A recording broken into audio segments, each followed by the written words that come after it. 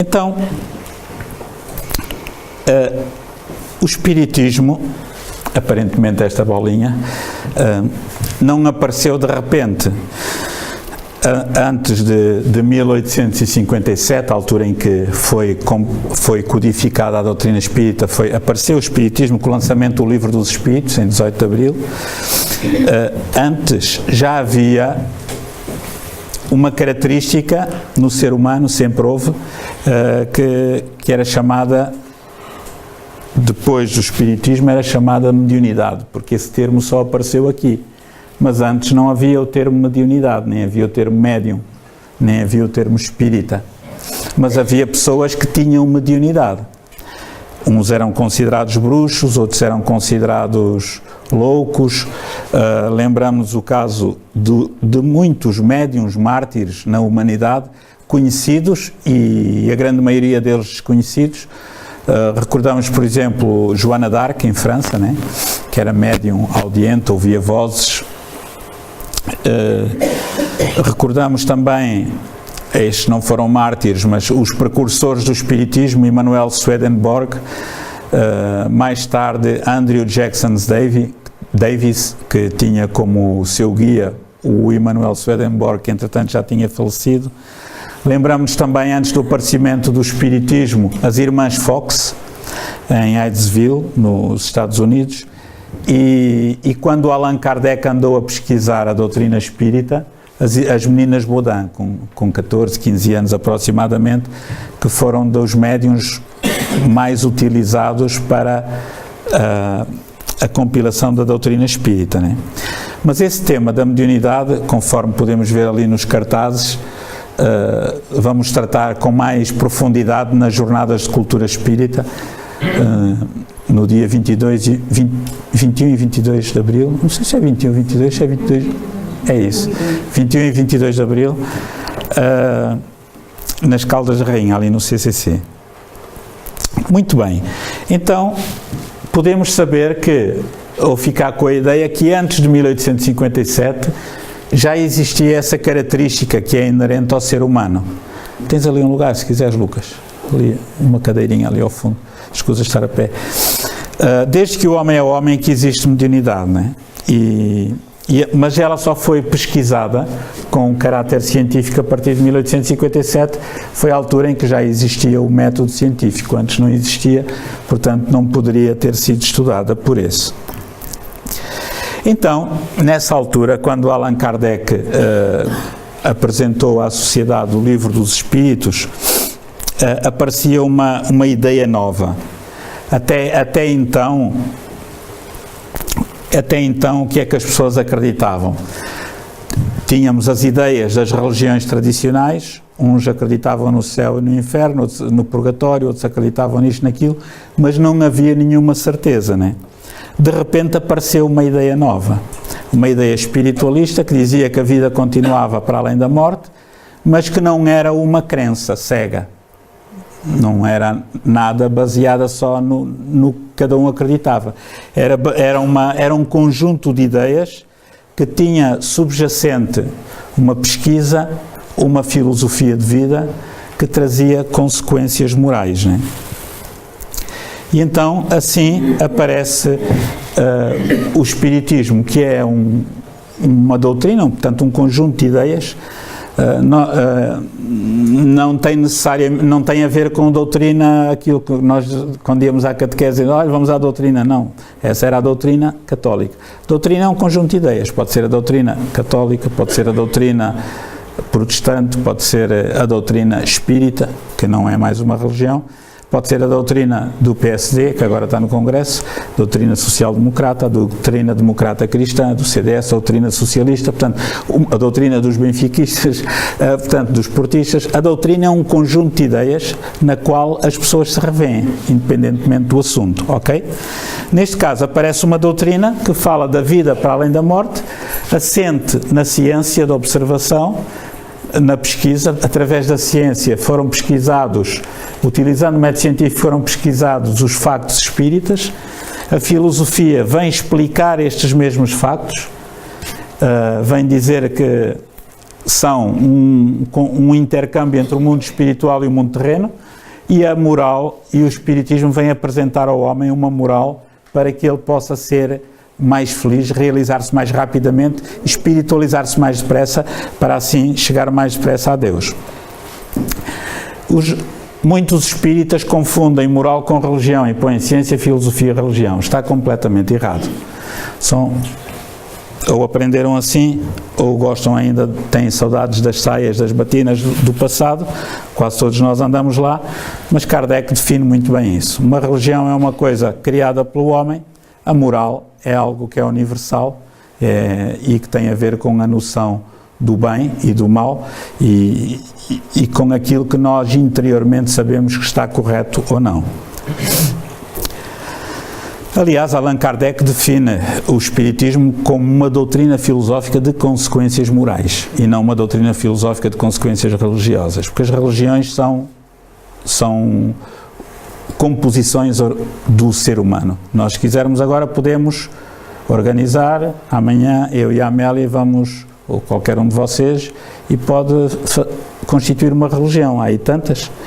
Em Portugal há mais de 100, se não me falha a memória, constituídas. Portanto, as religiões hoje em dia são uma fábrica de dinheiro, uma maneira de ganhar a vida. Aliás, sempre foi, mas hoje é mais ostensivamente. A moral não. A moral é aquilo que cada um de nós carrega dentro do seu íntimo, independentemente da religião que tenha ou da convicção que tenha. Ok? Então, sendo assim, quais são os 5 pontos básicos do Espiritismo? Já sabemos que antes do Espiritismo existia a mediunidade. Com o Espiritismo se veio a estudar essa mediunidade e o intercâmbio entre o mundo espiritual e o mundo terreno. Veio-se comprovar algo que até então se acreditava, que a vida continuava, e veio trazer isso de um modo factual. O Espiritismo matou a morte deixou de existir, veio trazer uma filosofia de vida e uma moral. Mas essa doutrina, esse conjunto de ideias está assente em 5 pontos básicos. Né? Um deles é Deus, a existência de Deus. E aqui nós podemos começar a pensar, espera aí, mas então, se a doutrina espírita é uma ciência de observação associada a uma filosofia e uma moral, como é que nós podemos provar cientificamente que Deus existe?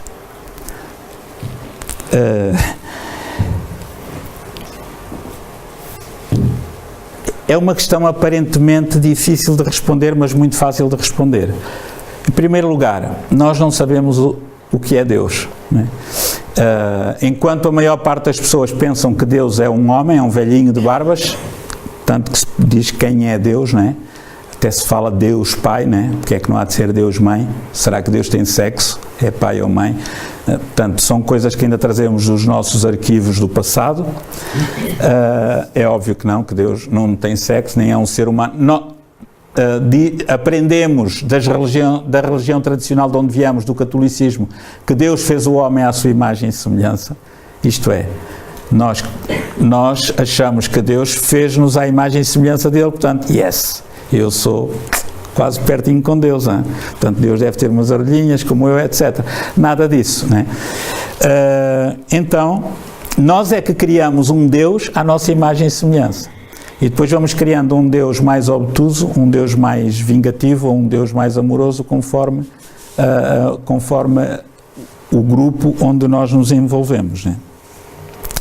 Ora, da observação dos factos, Allan Kardec perguntou aos espíritos: o que é Deus? Que é Deus? O que é Deus? Não é quem é Deus, o que é Deus? Nós não sabemos, uns chamam Deus, outros, pronto, pode chamar Allah, pode chamar o que se quiser. Não interessa. E os espíritos, é de acordo com a cultura de cada povo, os espíritos responderam: inteligência suprema, causa primária de todas as coisas. Olhem que interessante, inteligência suprema, a causa primeira ou primária de tudo o que existe no universo, material e imaterial. É uma resposta notável. Para já é extremamente profunda, completamente abrangente e depois é a única que nós temos capacidade de entender no nosso momento evolutivo, porque só é possível entender isso do ponto de vista da filosofia. filosoficamente. Só conseguimos entender Deus filosoficamente. Como é que apareceu Deus? Deus não pode ter sido criado. Epá, mas isso não dá para entender. Pois não. Um dia lá chegaremos. Portanto, só podemos saber que Deus existe porquê? Porque há uma lei da física e a lógica e o bom senso recomendam também que assim seja, que todo o efeito tem uma causa. Não é? Ora, este PowerPoint existe, é o efeito. Qual foi a causa? Foi o Zé Lucas que esteve a fazê-lo em casa. Epá, mas o Zé Lucas deve ter aprendido a trabalhar no PowerPoint, senão não sabia fazer isso. Então está identificada a causa, não é? Nós olhamos para o universo que não conhecemos, conhecemos uma parte ínfima do universo e vemos leis e coisas incríveis que ainda nem sequer conhecemos, mas sabemos que o universo é equilíbrio. Tudo funciona em equilíbrio. A velocidades estonteantes. Uma causa, um efeito inteligente. Ora, a nossa lógica, a nossa razão, diz-nos que a causa tem de ser inteligente. Se o efeito é inteligente, a causa é inteligente, não é? Eu não posso dizer que isto foi feito por uma pedra, ou por uma folha, ou de alface, ou qualquer coisa, não é? Porquê? Não tem inteligência para isso. Então, nós podemos encontrar Deus através das causas, através do que nós vemos. Deus revela-se pelos seus efeitos, não é? Vamos ver, por exemplo, o ser humano. Estão a ver aqui a cabine de um Antonov russo, ainda completamente analógica. É o maior avião de carga do mundo e obviamente que nós olhamos para aqui e pensamos que, de facto, teve muita inteligência, muito planeamento, técnica e sabedoria para construir isto, não é? Agora, se alguém fosse ter com um conjunto de engenheiros que construiu aquele avião, técnicos, etc., e dissesse, isto foi obra do acaso, para já eles ficavam, se calhar, um bocado aborrecidos porque não estavam a reconhecer o seu trabalho. E depois estavam a dizer assim, estes indivíduos são completamente descerebrados, porque como é que um avião pode ser obra do acaso, não é? Vocês construíram isto por coincidência, calhou. Não faz sentido. Nem para nós, somos pouco evoluídos espiritualmente, faz sentido. Quanto mais para seres mais evoluídos que nós, não é? Por exemplo, quanto mais complexos forem os efeitos, mais genial tem de ser o artista que o faz, não é? Seja quem fez os peixes, os passarinhos, aquele gatinho, não é? As libélulas, ou lá o que é que seja, e as borboletas, etc. E tudo o que existe na natureza. Portanto, se não foi nenhum homem que fez isto, alguma inteligência há de ter dado origem a isto. Alguns teóricos da física dizem que terá sido o Big Bang a origem de tudo. Ok, quem provocou o Big Bang? Não sabemos se é verdade ou não, é uma das teorias. Okay? Tem de haver sempre uma causa. Se o Big Bang foi a causa do nosso universo, ou do universo que existe, se porventura foi, esse Big Bang já é um efeito. Né? Há de ter tido uma causa, né, que despoltou isso. Outra das coisas que o Big Bang às vezes provoca é sono nas pessoas, mas eu vou tentar manter-vos acordado. Dizemos que, por exemplo, este robô, isto é criação do homem, não é? Mas o nosso orgulho diz, não, o ser humano, isto é uma coincidência biológica. Foi um conjunto de fatores que ao longo dos milénios se foram concatenando e apareceu o corpo do ser humano. Porque eu não quero acreditar num ser superior a mim, não é? Então, não, eu sou o maior. É assim que o homem pensa. E por isso é que nós andamos às turras, desde que somos homens, uns com os outros neste planeta, não é? A matarmos-nos mutuamente. Aqui este chip de um computador é criação genial, não é? Mas aquele chip ali é uma coincidência biológica. Temos ali o cérebro que ainda ninguém na Terra sabe como é que funciona a 100% e como, não é?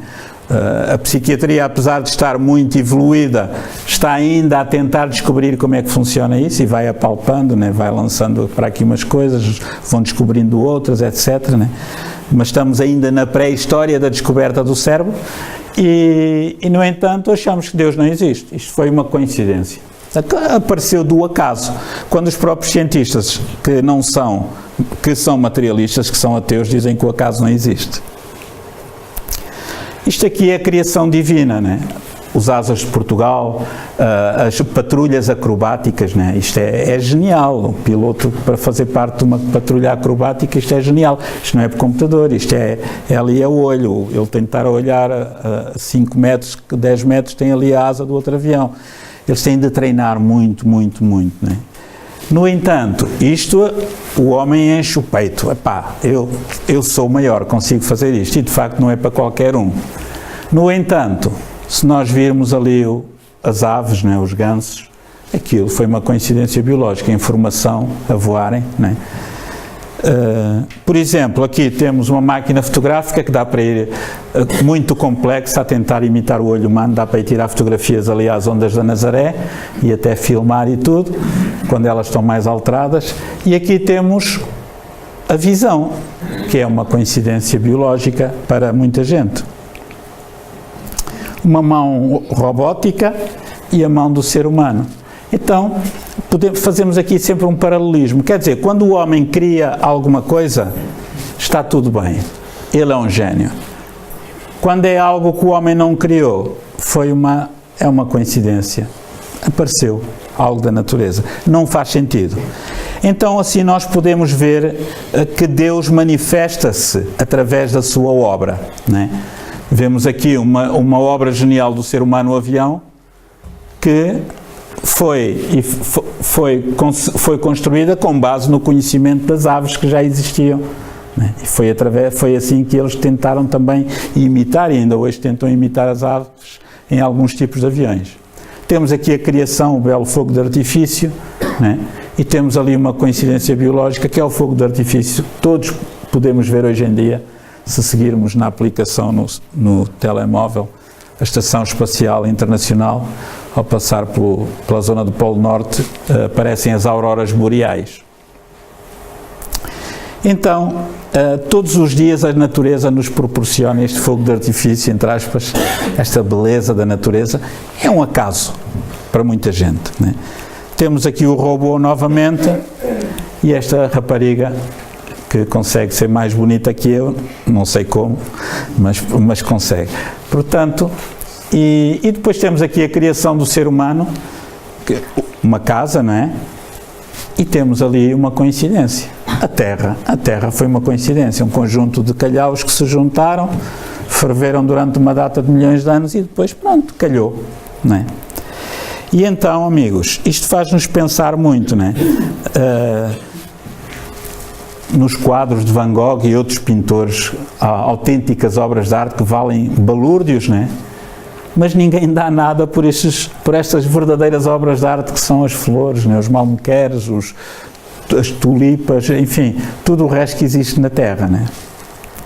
O homem é complexo. Temos aqui a criação, um animal feio, um peluche, e temos ali 2 peluches naturais, que não pode ser criação, né? Porque Deus não pode existir, né? Olha, a Manela abriu os olhos, não viu um gato? Espetáculo. Temos aqui a criação divina, a lâmpada. Não, é do homem, atenção, Deus não existe. E ali temos uma lâmpada bem grande que nos mantém vivos, que é o Sol, que é uma coisa minúscula pelo espaço infinito.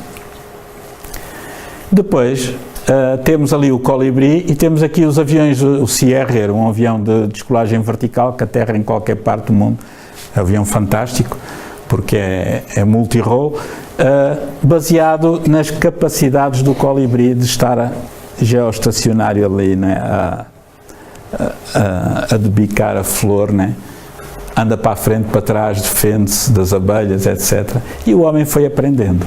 Então, companheiros, quando o Espiritismo diz que Deus é a causa primária, inteligência suprema, causa primária de todas as coisas, sabemos que Deus revela-se pela sua obra. Todo o efeito tem uma causa. Todo o efeito inteligente tem de ter uma causa inteligente.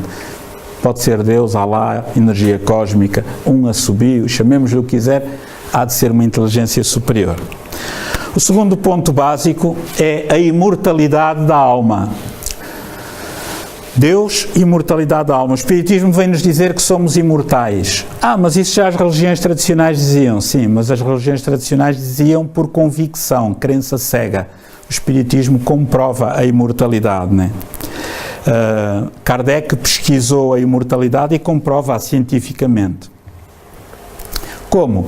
Através dos médiuns, já vamos falar a seguir, através da mediunidade, os espíritos dão a sua identidade, dão o seu nome, dão a sua localidade, o nome da família, o local onde moravam. As pessoas vão investigar e encontram, né? Mensagens cruzadas que havia, por exemplo, de um médium receber metade de uma mensagem, um médium em transe, e dizer agora dirija-se à rua tal, onde mora uma outra pessoa que tem mediunidade, que tem a segunda parte da mensagem. E lá iam os pesquisadores, batiam à porta, olha, você tem aí, tem, juntavam as duas partes. Uma prova incrível das mensagens cruzadas, e ninguém fala disso. As experiências de quase morte, hoje em dia, já há muito em estudo, naquele tempo não. As visões no leito de morte sempre foram, desde sempre existiram. As pessoas estão no leito de morte e começam a ver pessoas conhecidas e desconhecidas, que se achava que era uma alucinação, e hoje sabemos que não. As experiências fora do corpo, que já foram estudadas desde há muito tempo. Por exemplo, em França, o coronel Alberto Rochaz, os casos sugestivos de reencarnação, a própria mediunidade em si, que já falámos, não é?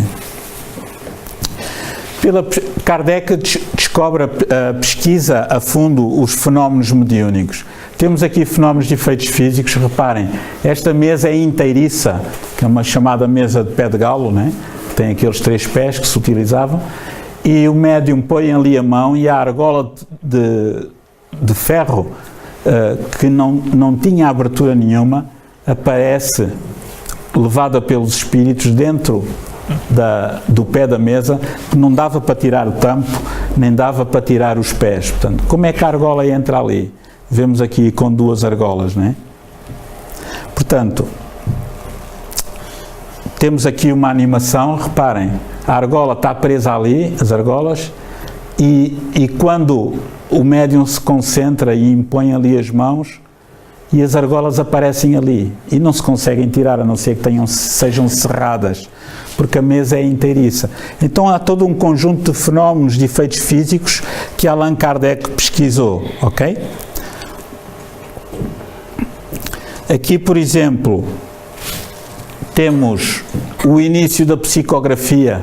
Antigamente, estas pranchetas tinham um lápis, os médiuns punham a ponta dos dedos sobre a prancheta e ela ia escrevendo textos consecutivamente, linha após linha, ou até mais ou menos direitos, né? Até que Allan Kardec lembrou-se, ou alguém se calhar o intuiu, disse assim, se isto acontece porque o fluido dos médiuns assim faz, então vamos pegar no lápis e pôr na mão do médium.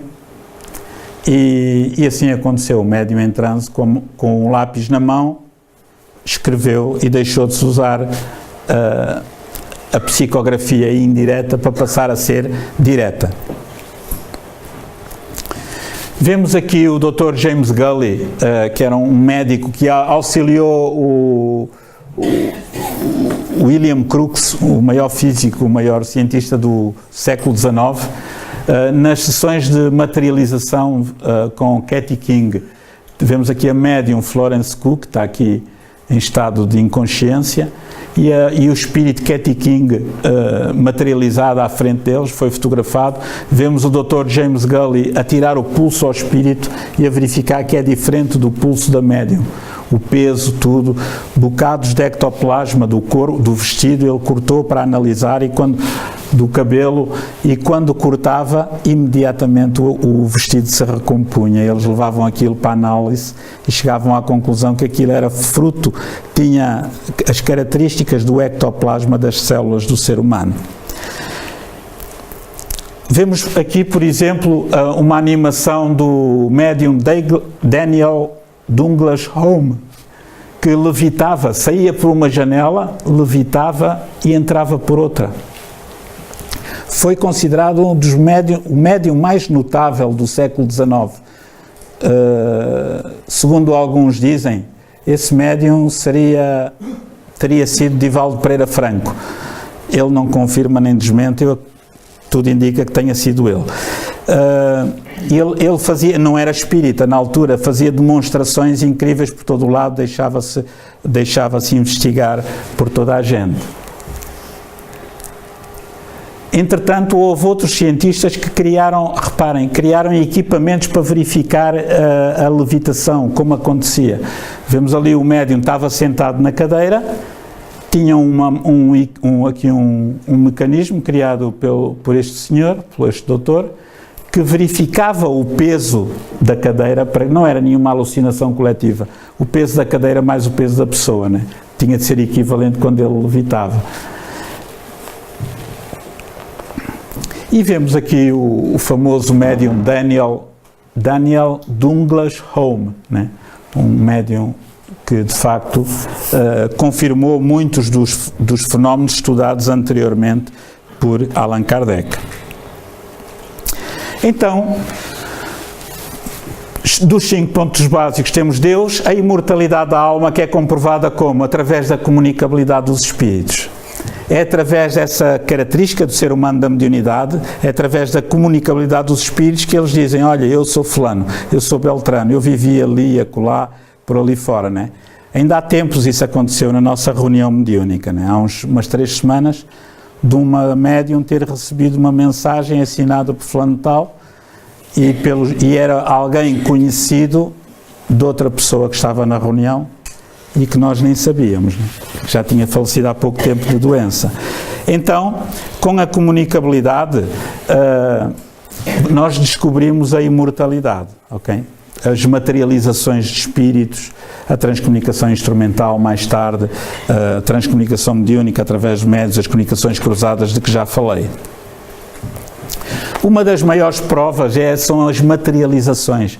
Reparem, os espíritos apareciam temporariamente, tornavam-se opacos, tangíveis, tocáveis, né? E então pediam um balde de parafina a ferver. Se algum de vocês conseguir, eu não vou tentar, tentem fazer isso. Metiam materializados a mão no balde de parafina, depois tinham outro balde com água fria, aquilo solidificava e entretanto o espírito desaparecia e ficava o molde, com o anel e tudo. Reparem.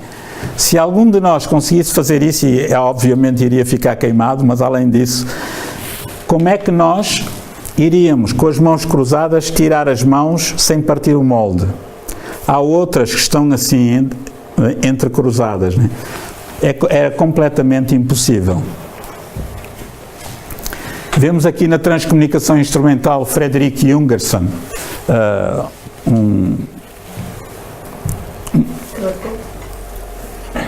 desculpa, é um ucraniano, é da tua terra, nasceu na Ucrânia, depois foi viver para a Alemanha, naturalizou-se, mas é nascido na Ucrânia, Frederick Jungerson. E então, uma altura ele estava a gravar vozes, gravar sons na década de 60 para uma peça de teatro, que ele produzia eventos, e nas vozes nas fitas aparecem vozes, né? Já falámos aqui várias vezes disto. Deus, imortalidade da alma, comunicabilidade dos espíritos. Quarto ponto, a reencarnação. Ora, os espíritos vêm-nos dizer que a teoria da reencarnação que já existia antes do espiritismo, que isto é a capacidade das pessoas voltarem a nascer num novo corpo, o mesmo espírito voltar num novo corpo de bebê, os espíritos dizem que essa é de facto uma lei universal, não é? Sem a qual não haveria justiça divina. Vemos, por exemplo, os casos sugestivos de reencarnação, as crianças que se lembram de vidas passadas, que são aos milhares, os meninos prodígio, que são cada vez mais, as pessoas que em regressão de memória profunda ou superficial, em hipnose profunda ou superficial, na regressão de memória, relembram vidas anteriores, que são comprovadas, bem como as comunicações espirituais, né? Então, sem a reencarnação, nós não teríamos não teríamos justiça divina. Temos aqui este livro, Reencarnação no Brasil, que está editado pela Federação Espírita Portuguesa, que é do engenheiro Hernani Guimarães Andrade, que é um cientista espírita já desencarnado, que apresenta 8 casos de reencarnação dos muitos que o Instituto Brasileiro de Pesquisas Psicobiofísicas efetuou. 8 casos fantásticos de estudo, que se leem como um romance, que se entendem perfeitamente. E onde o engenheiro Hernani Guimarães Andrade, entre as várias hipóteses, ele conclui que não há outra hipótese mais credível a não ser que fosse a reencarnação das pessoas que eles dizem ser. Então, amigos, de acordo com a doutrina dos espíritos, isto é, da doutrina espírita ou o espiritismo, a reencarnação é uma realidade. Quando o nosso corpo deixa de viver, é mesmo um até já, eu volto já. Nós voltamos muito mais depressa do que o que pensamos às vezes, né? E por último, o 5º ponto básico é a pluralidade dos mundos habitados. Então, isto é, os espíritos vêm nos dizer que os planetas são todos, de um modo geral, habitados. Ou por humanidades como a nossa, com um corpo específico de acordo com a atmosfera do planeta, ou com seres espirituais nesse mesmo planeta. Então, esta estrutura, o espiritismo, que tem apoiada na ciência da observação, na filosofia e na moral, uma ciência que investiga, que daí se tira uma filosofia que tem uma moral, está assente nestes 5 pontos básicos: Deus, a imortalidade, a comunicabilidade dos espíritos, a reencarnação e a pluralidade dos mundos habitados. Esta é a única que falta comprovar, cientificamente. Mas não há nenhum cientista ateu que tenha a falta de bom senso de dizer que a Terra é o único planeta habitado. Não é? É uma coisa do outro mundo. Porque qualquer miúdo sabe isso intuitivamente, olhando para as estrelas, não é?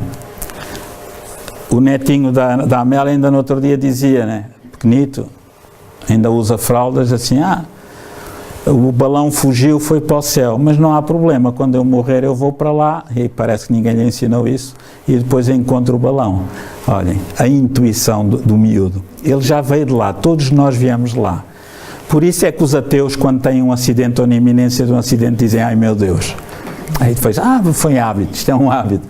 Não é? Nós sabemos, no fundo, que viemos de lá e que somos seres imortais e somos seres espirituais. Então, isto é uma evidência tão lógica, tão racional, que se nós olharmos lá para fora, vemos as estrelas, né, e dizemos, ei, eu estou a ver centenas de estrelas. Não estamos a ver nada. A grande maioria das estrelas que nós vemos já não existem. Já morreram. Estão tão longe, tão longe, tão longe, que apesar de já terem desaparecido, a sua luz ainda chega até nós. Isto são dados científicos, né? Não são todas, obviamente, né?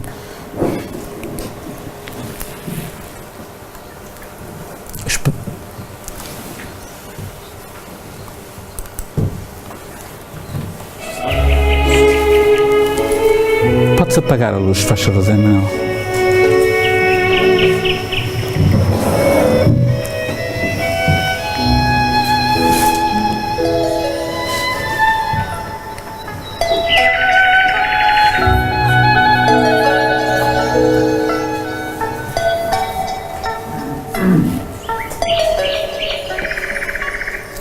Ui, tenho aqui uma mistura de 3 sons, espetáculo. Até fica bom. Pronto.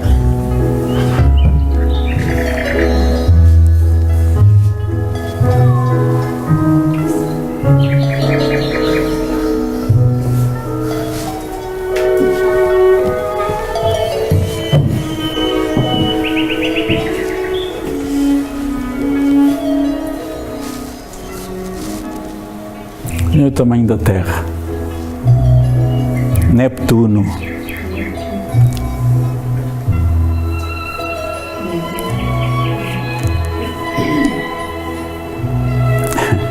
Comparado com Saturno, nós não somos nada.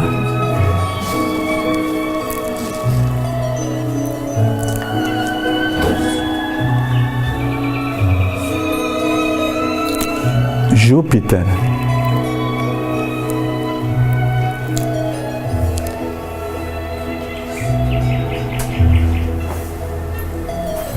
O nosso Sol.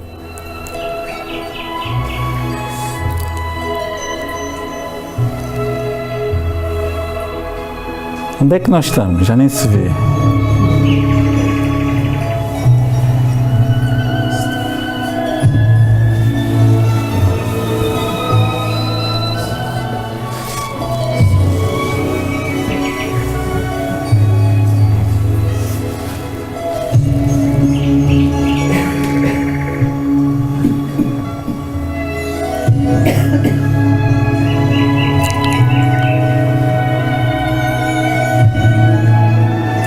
Uma supergigante vermelha.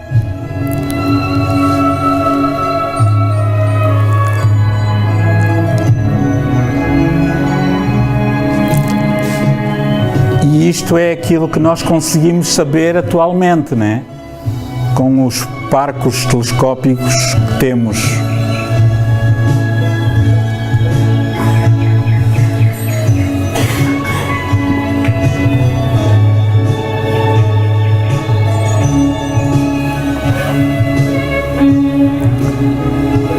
Temos 10 anos-luz.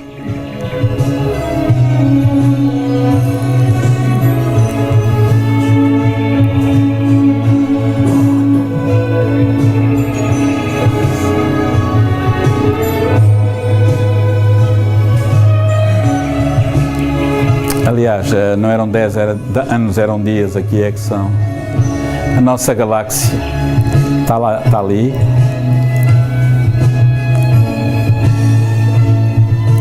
Outros milhões de galáxias, né?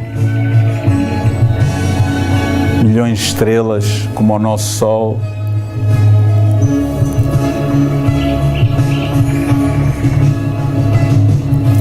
E esta imensidão é um pouco daquilo que nós conhecemos.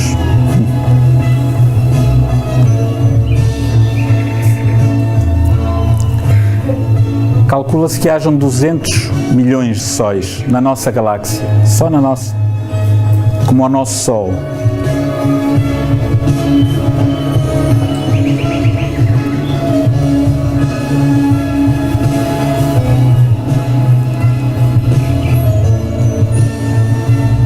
Vemos ali a nossa casa, a nossa galáxia, a Via Láctea e as outras que existem à volta.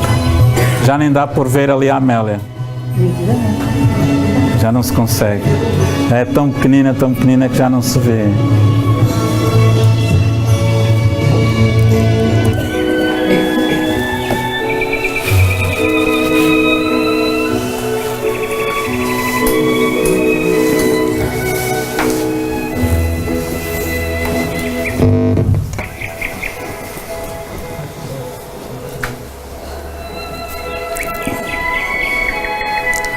O computador hoje está-me a dar música, literalmente. Ok, então temos aqui os 5 pontos básicos do Espiritismo, que já falámos, né? Que explicam experimentalmente, né? uma filosofia sólida, né? Uma moral, que é uma consequência inevitável. Agora, o que é que isto tem a ver a mais do que nós já sabíamos? É que o Espiritismo vem nos dizer quem somos. Somos espíritos imortais. De onde é que viemos? Viemos de vidas anteriores. Para onde vamos?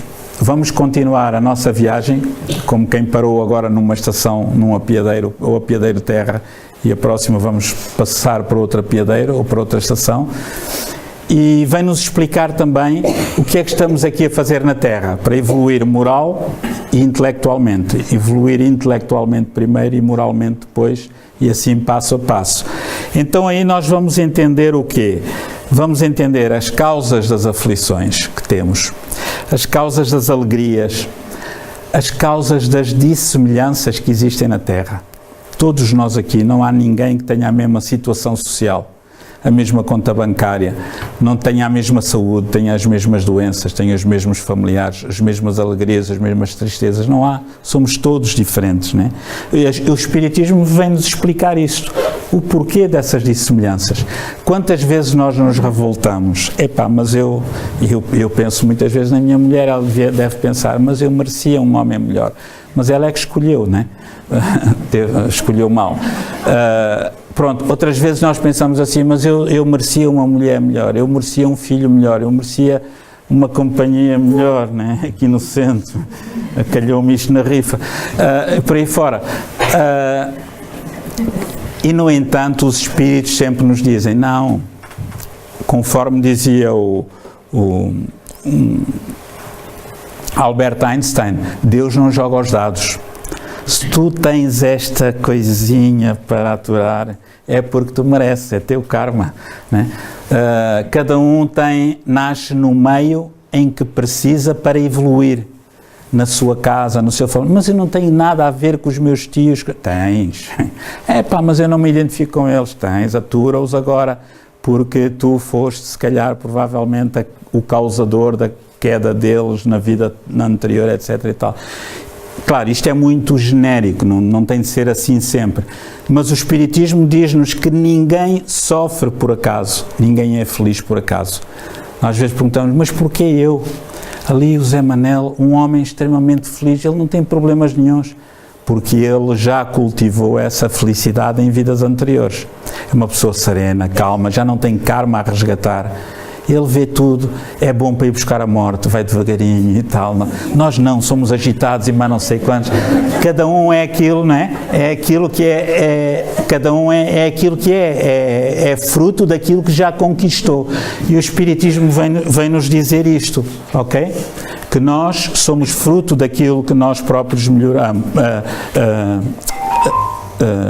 inclusive aos telemóveis, não é? O Espiritismo leva-nos a viver com um olho no além. O que é que isto quer dizer? Quantas vezes quem só vê esta vida bate com a cabeça nas paredes, sofre tremendamente, não é? Na segunda-feira, na segunda-feira uma amiga disse, Lucas, peçam lá aos espíritos, tenho uma amiga da minha filha, já falecida, foi uma senhora cuja filha faleceu com cancro, tinha uma amiga que faleceu com cancro, que estava com cancro terminal. Peçam lá para ver se ela vai rápido, né? Está bem, a gente pede. Não sei se foi de pedir ou não. Na terça-feira fizemos o pedido de ajuda, a gente faz chantagem com os espíritos. Olha, ou vocês levam logo a pessoa, ou então a gente vai chatear muito todos os dias. E eles, só para não nos ouvirem, fizeram o favor, levaram logo assim, né? E então, isto é uma maravilha, né? Para quem é espírita é uma maravilha, assim, quando alguém está a sofrer muito, a gente pede para Deus os levar rápido, para saírem do corpo que os está a provocar sofrimento, para se sentirem livres como um pássaro fora da gaiola, né? Para quem não for espiritualista, não for espírita, para quem for materialista, não. Vai pedir o contrário. Não. Tem de a manter viva o máximo tempo possível. Pode sofrer o que sofrer, não interessa, mas eu tenho de ter cá à minha beira, né? É uma visão completamente diferente. Então, leva-nos a viver com os olhos no mais além, né? Pensar assim. É o que eu digo à minha mulher, olha, tu pensa bem, olha o karma que tu estás a queimar. Tu só de maturar, quando morreste, vais ter de dizer meia dúzia de palavrões para não entrar em órbita, lá para o 50º céu, para ficar só ali no 7º, mais ou menos. E então, nós com o humor podemos ir às vezes substituindo a falta do amor. Nós com o humor podemos ir diluindo as nossas quesílias no trabalho, nos colegas, nos amigos, na rua, etc. E ter sempre por objetivo o mais além. Nós sabemos, temos provas inequívocas disso, nós espíritas e qualquer pessoa que queira estudar espiritismo, que a vida continua. Temos provas da imortalidade da alma. Temos provas de que vamos continuar a viver. Temos provas que a reencarnação é uma realidade. Provas científicas. Não por nós, mas pelo Dr. Ian Stevenson e outros cientistas. Então, se temos essas provas todas, por que é que nós vivemos agora a correr, matamos-nos, sofremos porque queremos ser felizes agora. Nós não temos condições de ser felizes agora porque ainda somos uns infelizes. Como é que nós queremos ter aquilo que nós não somos? Como é que nós queremos ser aquilo que nós não somos? Vamos ser amanhã. Eu imagino a felicidade da minha mulher pensar assim, meu Deus, se me portar bem, eu nunca mais me vou cruzar com aquele desgraçado, né? E eu penso assim, ai, que Deus a leve, né? Porque é uma expiação, né? Quando não há expiação, os seres juntam-se pelas leis do amor. E aí não, aí é diferente. Um amor diferente, é um amor mais profundo, é um amor que não dói, né? É um amor que a gente até vê beleza nas asneiras que o outro faz. Ai, coisinha mais bela, não é, Mel? Com este 1,80 m e mais não sei quanto. Então, temos de relativizar as coisas. Se eu sei que eu daqui a 5 minutos o meu corpo pode estar morto e eu vou continuar a ouvir o resto da palestra que a Amélia fizer do lado de lá, se tiver condições para isso, porque é que eu me quero matar agora? Porque é que eu quero a toda a força ser feliz? O que é para ser feliz agora, para mim? Nós somos espiritualistas, mas estamos todos desejosos que nos tenha saído o Euromilhões hoje. Eram 150 milhões, dava jeito, ia comprar mais um par de sapatos, fazer um par de calças, etc. Mas nós só vemos isso como felicidade, e isso não é felicidade. Os espíritos dizem que a felicidade na Terra não é possível. A verdadeira felicidade não é possível ainda na Terra, porque nós somos seres pouco evoluídos, onde estamos num planeta onde o mal se sobrepõe ao bem, para já. Então temos pequenos laivos de felicidade. Depois há outra coisa que não foi o espiritismo que nos meteu, mas foi a sociedade. É que nós estamos aqui para ser felizes. Agora digam-me lá, conhecem alguém feliz? Eu não conheço. Alguém que seja feliz a 100%. Quem é que disse que nós viemos à Terra para ser felizes? Meteram-nos isso na cabeça e nós aceitamos. E como nós aceitamos isso, nenhum de nós é feliz, somos uns frustrados. E andamos a bater com a cabeça na parede e a matar-nos, porque eu quero ser feliz. Espera aí, mas os espíritos disseram que a felicidade na Terra não é possível. Então eu vou ser infeliz? Não, vais ser feliz um bocadinho, olha. Quando o Benfica ganha, ou quando o Sporting, ou quando o Porto, ou quando o teu filho nasce, ou quando faz anos, ou quando há uma coisa boa, ou quando recebes uma mensagem que nunca recebi nenhuma, de um parente ou qualquer coisa, mas há outros que recebem, aí a gente tem um bocadinho de felicidade, não é? Então se calhar fomos mal educados pela sociedade, se calhar enganaram-nos, aldrabaram-nos, andam-nos sempre a dizer os médicos, psiquiatras, psicólogos, tu tens de ser feliz. Mas como? Será que o objetivo da vida não é outro? Não é o que a doutrina espírita nos diz? Eu vim à Terra para evoluir intelectualmente e moralmente. As duas asas que me permitem voar. Não falo em felicidade. A felicidade é relativa. À maneira como eu aceito a vida ou não. Se eu aceito, eu sou mais feliz. Se eu me revolto contra Deus, não, eu não merecia aquela mulher. Eu não merecia aquele marido, eu não merecia aquele filho, eu estou revoltado, eu não vou ser feliz. E, no entanto, por muito mal que nós estejamos aqui na Terra, nós somos uns lordes. Vejam os nossos irmãos que vivem no Paquistão, no Afeganistão, que vivem no Paquistão, as crianças com 5 anos andam a carregar tijolos 8 horas por dia. Em África, há irmãos nossos que vão viver uma vida inteira sem saber o que é um par de sapatos. E nós matamos-nos por tudo e por nada, andamos nos psiquiatras a tomar antidepressivos, isto, aquilo, aquilo outro, porque queremos ser felizes e não conseguimos. E nós não conseguimos ser felizes porquê? Porque não somos felizes ainda. É uma verdade lá para ali, por dentro. É preciso trabalhar. E é isto que o Espiritismo nos vem trazer de novo. Vais desencarnar, o teu corpo vai morrer, o corpo de carne, mas tu vais voltar num novo corpo, com as tuas tendências. Então deixa de ser orgulhoso, orgulhosa, né? Ser humilde. Luta para sair da dificuldade onde te encontras. Se não conseguires, diz-nos o Evangelho segundo o Espiritismo, causas atuais e anteriores às aflições.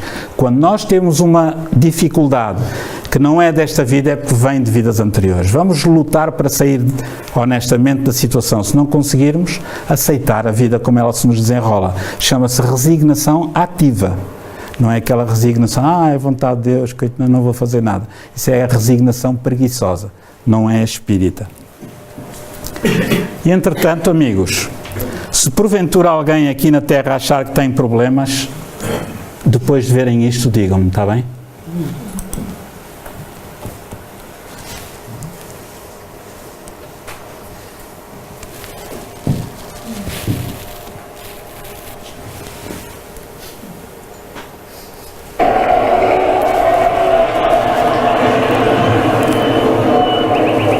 Campeão de ping-pong, ténis de mesa.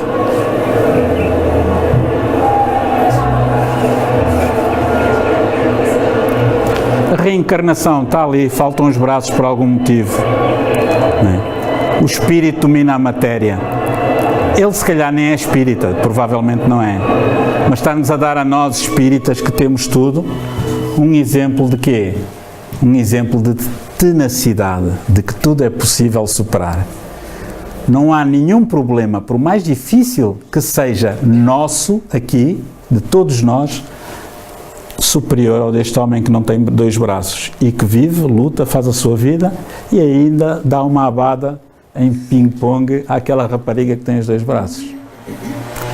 Portanto, olhem, não vos vou dizer para serem felizes, mas vou-vos fazer um convite. Com estes, vamos relembrar estes 5 pontos básicos da doutrina espírita, que são um bom suporte, são um colchão para amolecer as nossas quedas no dia-a-dia, mas também para nos empurrar para cima. Ter sempre como horizonte, amanhã é um dia melhor. E quando acharmos que somos uns desgraçados, olhar para baixo, para aqueles que estão 1000 vezes pior do que nós. Porque qualquer um de nós, aqui na sociedade ocidental, mesmo um sem-abrigo, é um lorde, comparado com os milhões de irmãos nossos que não têm nada e que sobrevivem pelo mundo inteiro.